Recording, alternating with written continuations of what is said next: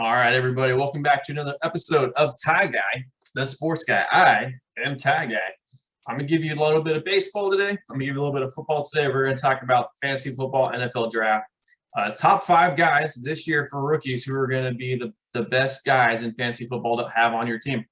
We're also going to talk about the guys who had a great night pitching last night. We're going to talk about a little bit of the minor leagues. They finally started for the first time in over 2 years, so that's awesome. Welcome back, boys. We all missed you. Want to give a huge shout out to Rusty. Rusty, thank you for subscribing, man. I really appreciate it. Hope you enjoy everything that we're going to talk about today. I hope everybody had a wonderful May 4th. So yesterday was a fun day. A lot of people dressing up in different themes for May 4th, and also today's Cinco de Mayo. So today probably everybody's gonna be drinking a little bit, having a little bit of fun, maybe a little too much, but maybe not. I don't know. We'll see. But anyway, today is Wednesday, May 5th. I hope you've all had a great Wednesday so far, and here we go. The highlights from last night, the top hitters was Adolis Garcia from Texas. He went 3 for 5 last night, had a bomb, drove himself in, 3 RBIs. He had an OPS of 1,800 yesterday. Next guy who had a really nice night was Austin Meadows. Austin Meadows had 2 bombs, he had 2 runs, 5 RBIs, a slugging percentage of 2,000 yesterday. Another gentleman who had a really nice day, Buster Posey for the San Francisco Giants. He was 3 for 4 with 3 runs, a bomb, an RBI, and he had a slugging percentage of 2,250.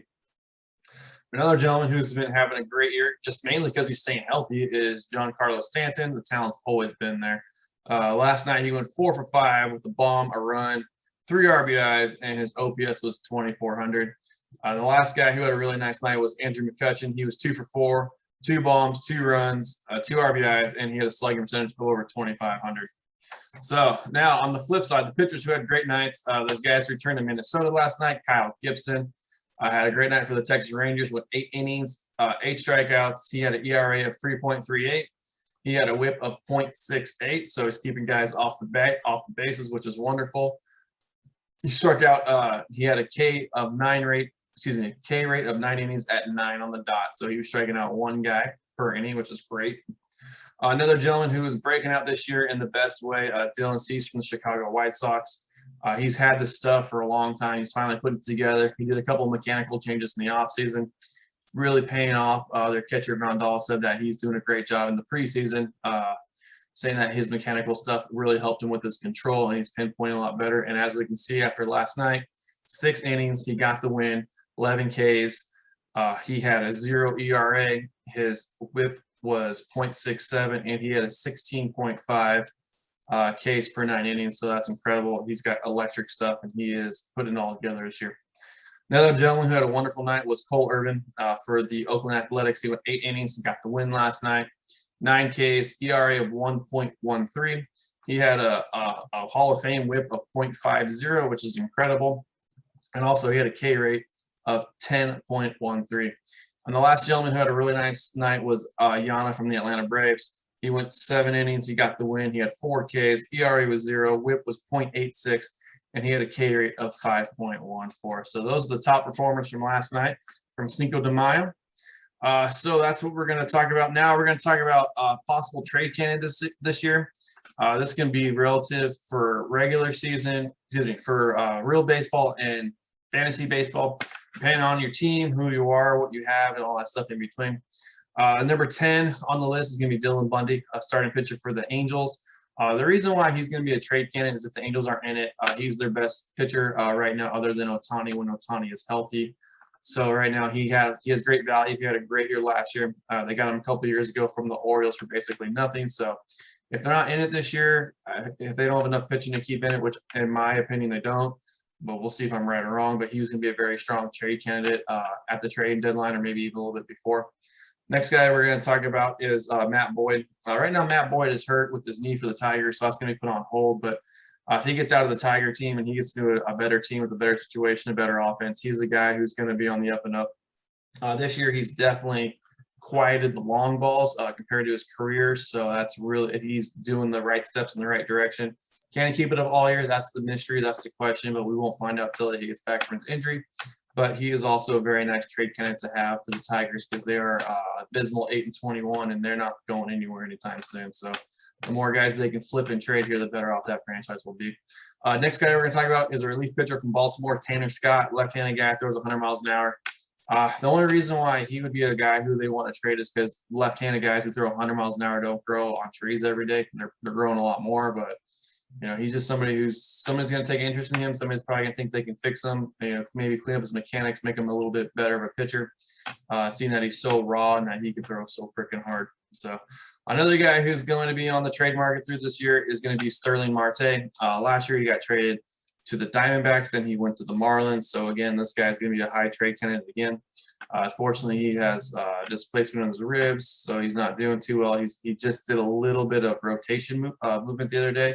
Still not even back to baseball activities, but once he gets back, once he probably gets like 10, 15 games under his belt, look for a very active trade market for that gentleman if the Marlins are not in it this year, which I don't think they're going to be. So he'll be very attractive to a lot of teams. He might have about, I'd say, anywhere from 5 to 10 teams looking to get him with this power speed combination and his really nice defense in center field. So he'll be a nice piece for somebody.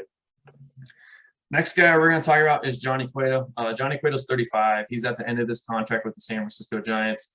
The Giants are kind of they're kind of stuck in mud right now, and what I mean by that is they're kind of in the middle where they have some good pieces. They have some talent, but also too they're in the same division with the Dodgers and the San Diego Padres. So you got the top 2 teams in all of baseball in your own division. So with that being said, more than likely the Giants are not going to be in it when it comes to trading deadline. So Johnny Cueto is going to be a nice guy to move. Maybe Kevin Gausman too as well. Maybe their closer too, McGee, to flip for younger guys, draft picks, maybe stuff like that. So look for Johnny Cueto to be on the move. I would assume that I would probably trade him before the trading deadline, just so the fact that you get as much value as you can. If I can get him for like a 4-month rental instead of a 2-month rental, it makes more sense. The team would be willing to pay up a little bit more money that way. The next guy we're going to talk about is Richard Rodriguez. He's in the backside. He's the closer right now, the back end of the Pittsburgh Pirates bullpen, the closer situation they got for him right now. He's got a 0 ERA last time I checked. He's been throwing lights out. He's got lots of saves for him. He's a guy who's going to be traded. Pittsburgh's not in anything this year. They're overachieving right now. So they will come back down to earth a little bit. They don't have a whole lot of offense other than maybe Brian Reynolds and then Hayes whenever he comes back from his wrist injury. So other than that, the Pirates have a long ways to go. They're going to need to rebuild. They're going to need to trade the pieces. They're thinking about the future now. They basically have gotten wiped out the last 3 years with 3 or 4 years of absolute terrible trades. So if you saw my first video, you saw me go on a rant on how bad the Pirates are. They're basically their major league team's basically a farm system for all the rest of the teams. It's brutal. Next guy who's going to be traded this year, next guy who's going to be a really nice trade candidate this year is going to be Joey Gallo from the Texas Rangers. I know this probably hurts if you're a Rangers fan because I am a Rangers fan, so this hurts. But at the same time, you got to be realistic. Joey Gallo is their best trade piece. He is a top 100 player, so you can probably get a nice deal for him. Get some young prospects, some guys who you're going to bring up through the pipeline. Get your talent level up. The Rangers aren't really in any position to compete this year.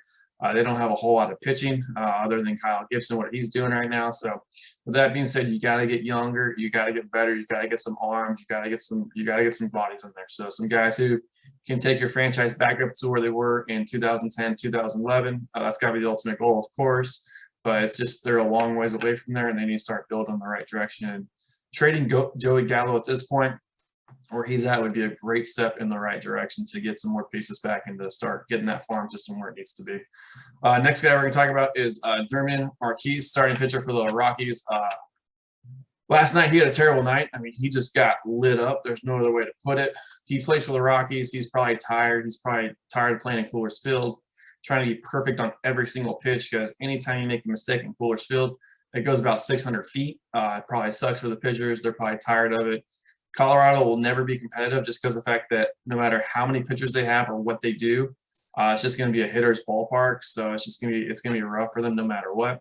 He'd be a great trade candidate. Right now, the Rockies are in the same boat with the Giants in the same division. It's going to be tough. You're going to be rebuilding. The Rockies already sold Arenado for basically bacon bits. So they're going to have to try to get more value for him, try to get some more prospects back, because that's the only way right now they're going to get better.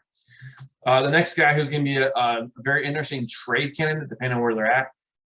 He's been on the rumor mill all year long, starting last summer, is Chris Bryant. He's healthy for the first time in a very long time. He's producing at a great level right now, so his trade value is going to be very high. Are the Cubs going to be able to do an extension with them? I don't know. I don't think they're going to, because they've already tried and both sides aren't working.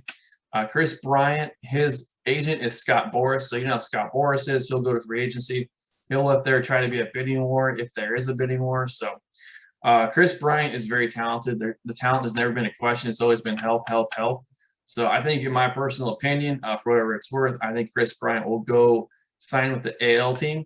I think a good place for him to be somebody where they have DH eligibility. Hence me thinking that the AL team be better, so that way he can have a couple extra days off here and there, or have half days and not play defense to kind of save his body from some wear and tear as he gets older. So, and the last guy the number one guy who's going to be the number one trade potential, the number one cornerstone, is very simply Trevor Story. We know the Rockies aren't going to be in it this year. We know they're not going to sign Story to a long-term deal. Colorado's best deal would just to be trading him and then just get rid of him in the sense where you can get a lot of pieces back. I would honestly try to trade him right now. I wouldn't even wait for the trading deadline. If you can get him for 5 months to another team who might be in it, who might need a shortstop, somebody who can improve, that's what I would do. Honestly, I would just ship him out, try to get some talent back. I think a nice place for him to sit personally would be the Atlanta Braves. I could see a Dansby Swanson swap for Troy Story, maybe a couple other pieces. I could see Atlanta signing him to a long-term deal. I think that'd be a huge upgrade for them in the shortstop position. Just offensively, his name, Swanson's a very good shortstop. Don't get me wrong at all. I'm not saying that he's crap or anything like that, but just long-term, I think I think he would fit right in that offense. I can see him hitting between Ronald Acuna Jr. and Freddie Freeman, and that would be really, really scary. So, or you can hit behind Freeman. You can go Acuna, Albies, Freeman, and then Story hitting on the 4-hole again. That would be a nice 1, 2, 3, 4 punch, and that would go up against anybody else in the league, bar none. So, just my idea. That's kind of a great spot I think he would land for. So just whatever that's worth. I think another spot he could land would be the New York Yankees. I could see them pulling off a trade and putting Gleyber back at second base, putting LeMahieu at first, and then just going from there, and then let Voit, I guess, be the DH and let Stanton play the outfield, or however they want to do it. But that is something that could happen too as well. So, or maybe put Gio Urshela in that deal too as well, sending them back to Colorado. That way Colorado gets a nice third base piece to replace the guy they just lost in Arenado.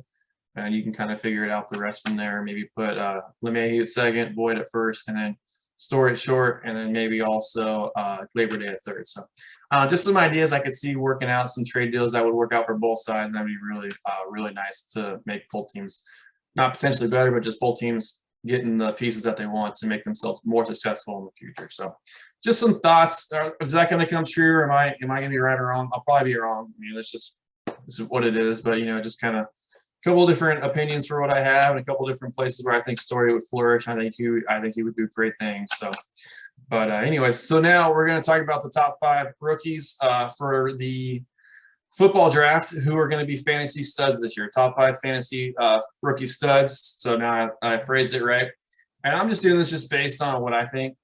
This is obviously way too early. Injuries could be a factor. Quarterbacks could be a factor. Anything like that could be a factor. But this is just my 5 guys after the draft and where I think they got drafted and how I think they're going to be very successful for the fantasy football, for their fantasy football leagues that they get drafted in. I'm going to do the top 5. Who I think number 5 is Kadarius Toney, the wide receiver for the New York Giants. The reason why I feel like he's been very successful for the Giants now have a much more complete, much more full offensive weapons. They have the Toney. They're getting Barkley back. They're going to have a young quarterback who's going to get better and better in Jones. And also, too, they got Kenny Golladay. As long as Kenny Golladay stays healthy and does his thing, and they got Barkley, they got 2 studs right there.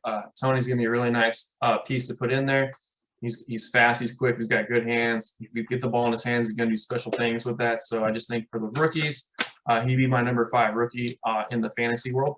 Number 4, I believe, is going to be Jamar Chase, just because the fact is he's reuniting with Joe Burrow. He has a really nice quarterback right now at his disposal. They have great chemistry in LSU, and I think it's going to translate really well over to the NFL. And the hype train is going to be extremely high on him because I saw what Justin Jefferson did last year coming from LSU, and he was the number 2 receiver out of in that team behind Jamar Chase. So expectations are going to be sky high. Again, going with Joe Burrow, it's going to be, yeah, they're going to be.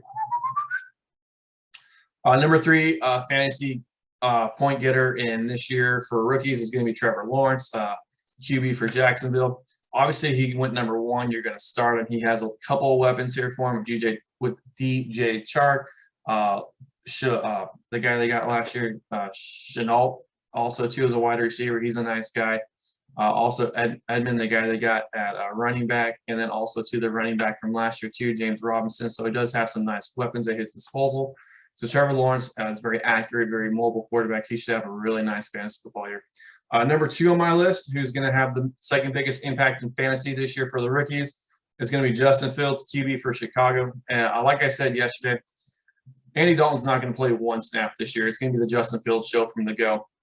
Dude can run, dude can pass. He's got a couple of weapons with Mooney and also Allen Robinson. They're going to have a nice run game. He's also got Tariq Cohen, who's a great guy, who's like the new version of Darren Sproles, basically.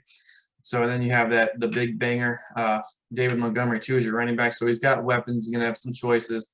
And you got the tight end, Kemet from Notre Dame, who they just had a second-year guy. So he's gonna have a nice rookie year. I think what's gonna separate him from Lawrence is the rushing yards. He'll probably get 6 or 7 rushing touchdowns too in Chicago. I mean, when the weather gets cold, they're gonna run the ball, and then also Matt Nagy's gonna have a full playbook to play with. He's a run option pass guy. He likes to do that. He's gonna have he can do whatever he wants. He's got a new shiny toy in Justin Fields, and he's gonna use him. And Justin Fields is just gonna have an incredible rookie year. I am extremely high on him. He went to the right system, the right fit, the right team. So I'm really high on him and what they did, and I'm excited as a fantasy dude to watch what he does. Number 1 guy this year in all fantasy football will be Najee Harris, running back for the Steelers. The reason why I say it is because the Steelers had no running backs last year that they could really lean on. James Conner was a huge bust. You spent first-round draft capital for Najee Harris. He went 24th overall. The Steelers had to fix their offensive line. They did a little bit of that. The reason why he's also going to have a big year is because he can catch the ball out of the backfield too, and that's going to be great for Big Ben. He does have some great weapons with Claypool and Juju and the Washington, and I'm missing the other guy. I'm sorry. Their other wide receiver who's a stud too as well. So you have all those different weapons for Big Ben to work with, and he's going to have another pass catcher out of the running back field.